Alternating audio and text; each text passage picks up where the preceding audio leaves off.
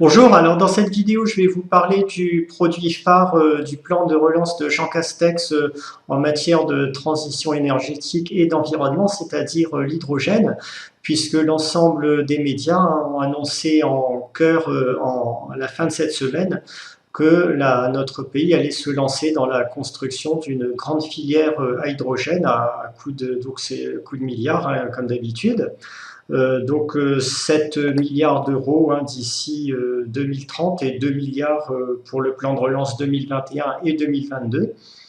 Et bon, ces médias nous expliquent que c'est vraiment un produit formidable, que ça règle à la fois les problèmes de stockage des énergies renouvelables, qu'on peut avec ça aussi créer des voitures qui sont entre guillemets propres, hein, avec là aussi aucun problème de stockage d'énergie. Et je serai donc complètement à côté de la plaque avec mon portefeuille centré sur les énergies fossiles et les pays émergents qui consomment beaucoup d'énergie fossile. Ce portefeuille serait vraiment sans avenir compte tenu des avancées technologiques dans le secteur de l'hydrogène et des énergies renouvelables. Donc je vous propose ici de voir ça plus en détail, notamment à travers deux grandes filières liées à l'hydrogène qui sont la voiture, donc les véhicules entre guillemets propres, et le deuxième point sera l'utilisation de l'hydrogène en tant que solution de stockage des énergies renouvelables. Alors pour ce qui est de la voiture, on a déjà quelques informations là sur ce qui est fait. Déjà, vous voyez le prix des voitures à hydrogène aujourd'hui, hein, Hyundai Nexo, donc 76 500 euros quand même. Donc on est sur des niveaux de prix qui sont à peu près 5 fois plus élevés que ceux d'une voiture thermique classique. Donc des prix extrêmement élevés qui sont partout observés. Un Toyota Mirai 78 900 euros, donc on est encore bien plus cher à ce niveau-là qu'une voiture électrique. Et la technologie qu'utilisent ces voitures, c'est-à-dire la pile à combustible, a une durée de vie. Donc cet article de Battery University cite une durée de vie de 2000 à 4000 heures seulement. Il faut comprendre que 2000 à 4000 heures, si vous roulez en moyenne à une vitesse de 40 km/h dans votre voiture, alors ce chiffre de 40 km/h, vous allez me dire, c'est ridiculement bas ce que je raconte. En ville, il y a des statistiques qui sont faites sur la ville de Paris, on roule en moyenne à une quinzaine de km/h, avec les feux rouges, les arrêts, les embouteillages, les redémarrages, etc.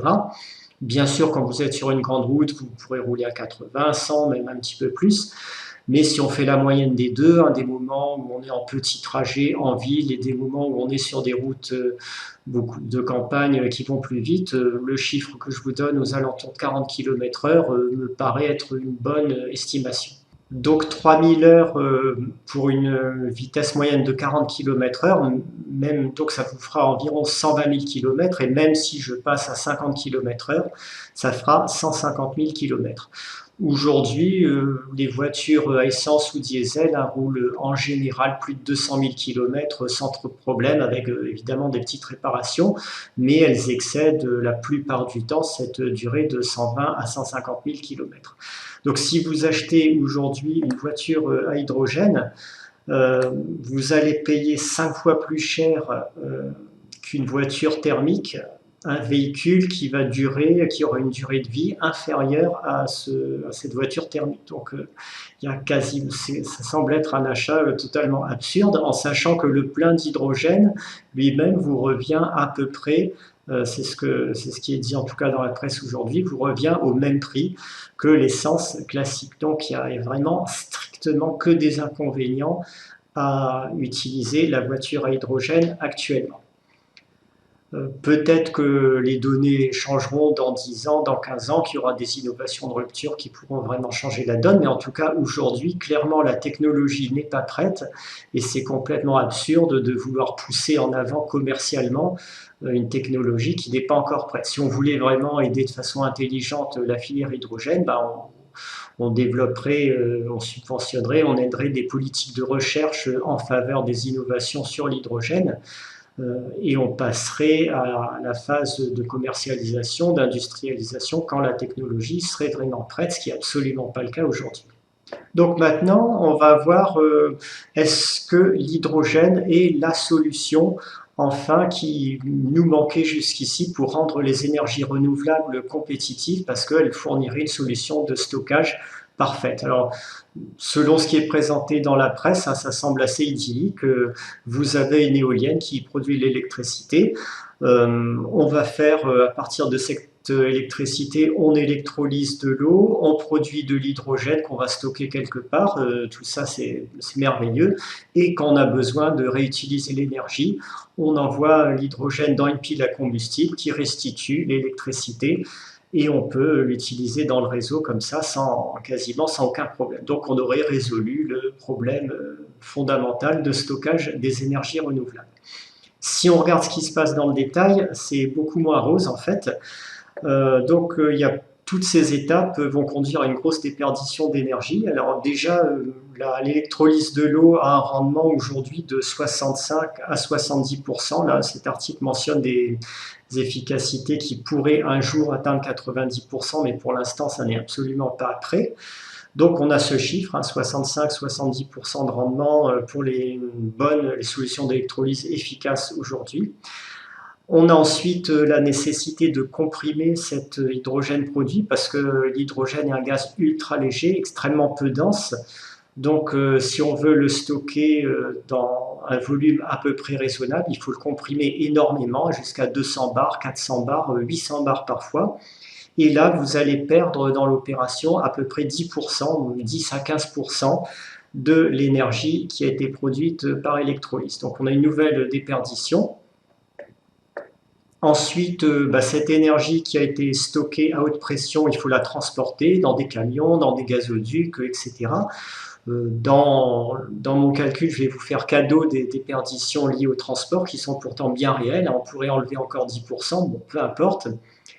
Et ensuite, lorsqu'on veut reconvertir l'hydrogène qui a été produit en électricité, il faut l'envoyer de nouveau dans une centrale à cycle combiné pour les solutions les plus efficaces qui va produire un rendement d'environ 60% dans le meilleur des cas. On pourrait utiliser là aussi des piles à combustible comme précédemment, mais vu la durée de vie extrêmement réduite et le coût très élevé de ces piles à combustible, il est à peu près hors de question de les utiliser aujourd'hui dans des grosses centrales électriques. Donc si on veut retransformer notre hydrogène en électricité, on va perdre à peu près 40% vu le rendement des centrales à cycle combiné aujourd'hui. Tout ça en global, ça va nous procurer un rendement d'à peu près 25 à 30% sur l'énergie initiale. Alors c'est résumé dans ce petit schéma-là.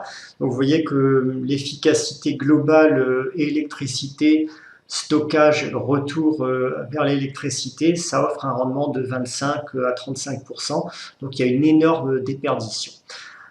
Clairement, l'hydrogène ne sera pas dans l'état actuel des connaissances et dans les années qui viennent, donc une solution efficace et bon marché de stockage des énergies renouvelables. Si on regarde le prix de l'électricité dans le monde, c'est assez intéressant à étudier. Déjà aux États-Unis, on a le prix État par État. Vous voyez que la Californie se distingue avec un coût de l'électricité de 20 centimes par kilowattheure, qui est un des plus élevés de tous les États-Unis. La moyenne des États est à 11, 13, 15, etc. Ce qui caractérise la production d'électricité en Californie, c'est évidemment un gros recours aux énergies renouvelables, au solaire, à l'éolien, etc. Alors que d'autres États, comme le Texas par exemple, utilisent beaucoup plus d'énergie fossile et les prix de l'électricité s'en ressentent évidemment tout de suite. Sur les autres pays, c'est un petit peu la même chose. L'Allemagne qui s'est lancée dans une grosse politique de promotion des énergies renouvelables a un des prix de l'électricité les plus chers au monde, à 38 centimes par kilowattheure ici. La moyenne des pays européens se situe aux alentours de 20 centimes par kilowattheure. La France est relativement basse d'ailleurs grâce à l'énergie nucléaire qui est bien maîtrisée, 21 centimes. Et si vous regardez les pays émergents d'Asie qui ont un fort recours aux énergies fossiles ou recours presque exclusif aux énergies fossiles. Là, le bilan est sans appel. Taïwan, 10 centimes par kilowattheure. Le Vietnam, 8 centimes par kilowattheure. L'Inde, 8 centimes par kilowattheure. Donc, vous voyez que ces pays arrivent à produire de l'électricité à un coût extrêmement bas, extrêmement compétitif, puisqu'on est quasiment 5 fois moins cher, 4 à 5 fois moins cher que l'Allemagne.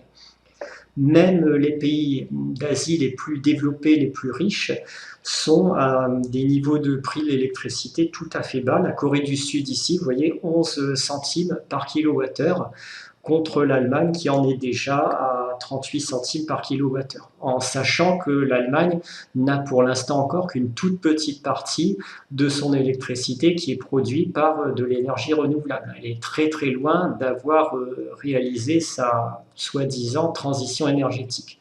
Donc je n'ose pas trop imaginer qu'est-ce qui se passerait si on passait à 50% d'énergie renouvelable ou 70% d'énergie renouvelable dans les pays européens comme l'Allemagne ou d'autres. Ça donnerait certainement une catastrophe sur les prix de l'électricité.